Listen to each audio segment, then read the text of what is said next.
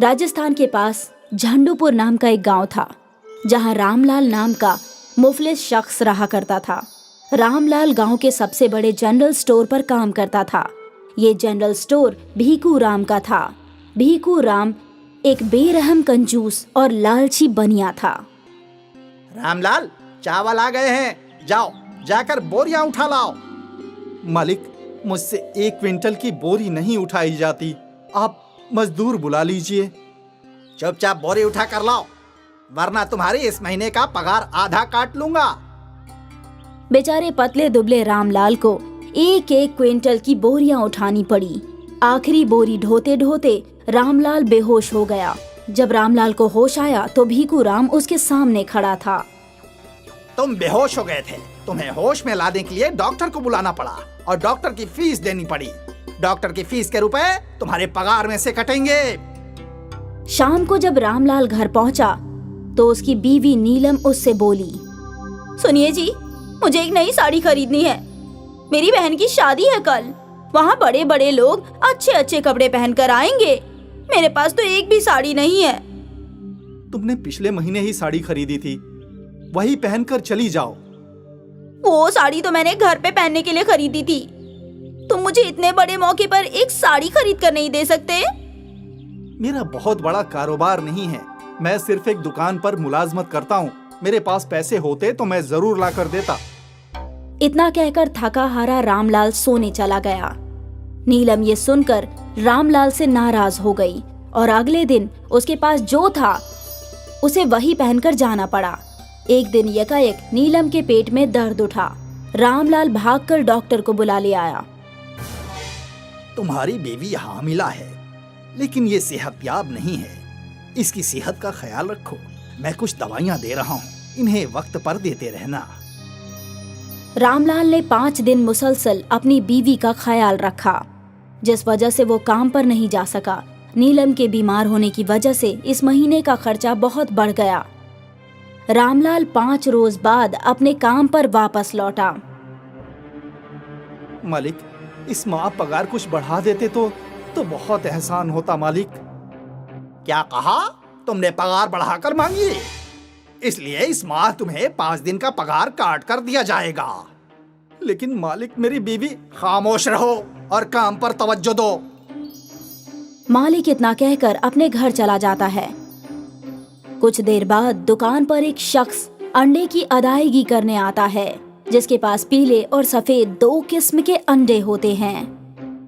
जी, अंडे चाहिए? अभी अंडे नहीं चाहिए, आप अगले माह आना। एक बात तो बताओ, भला ये अंडे पीले कब से होने लगे? ये सोने के अंडे हैं। मेरे पास एक मुर्गी है जो सोने के अंडे देती है। एक अंडा 200 रुपए का है। सोने का अंडा, वो भी सिर्फ 200 रुपए में? रामलाल के पास सिर्फ 400 रुपए थे। उसने 2 अंडे खरीद लिए। अगले रोज सुबह होते ही वो अंडे लेकर सुनार के पास गया। तुम मुझसे मजाक कर रहे हो क्या? ये अंडा नकली है। क्या नकली है? उस आदमी ने मुझे पागल बना दिया। रामलाल वापस अपने घर की जानिब लौटा और गुस्से में आकर उसने एक अंडा जमीन पर फेंक दिया। अंडा फूटा और एकाएक से उसमें से एक भूत बाहर आया। डरो नहीं, एक मुनाफिक बाबा ने मुझे अंडे में कैद कर दिया था। आज मैं तुम्हारी वजह से आजाद हो पाया हूँ। मैं तुम्हें किसी मौजू पर मशवरा दे सकता हूँ या ये ख्वाहिश पूरी कर सकता हूँ।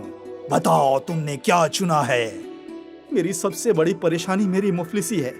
मैं जिस दुकान पर काम करता हूँ उसका मालिक बहुत कंजूस फितरत का है। मुझे महीने का पगार भी बहुत कम मिलता है। मैं अपनी मुफलिसी से कैसे निजात पाऊँ, इस मुतालिक मुझे एक मशवरा चाहिए। अपनी बीवी का मंगलसूत्र बेचकर अपनी दुकान खोलो। ये दुकान शुरुआत में छोटी होगी। ये तुम्हारे ऊपर मुनहसिर है कि आने वाले वक्त में तुम इसे कितना बड़ा बना सकते हो। रामलाल ने ऐसा ही किया और 1 साल बाद उसकी आमदनी काफी बढ़ गई।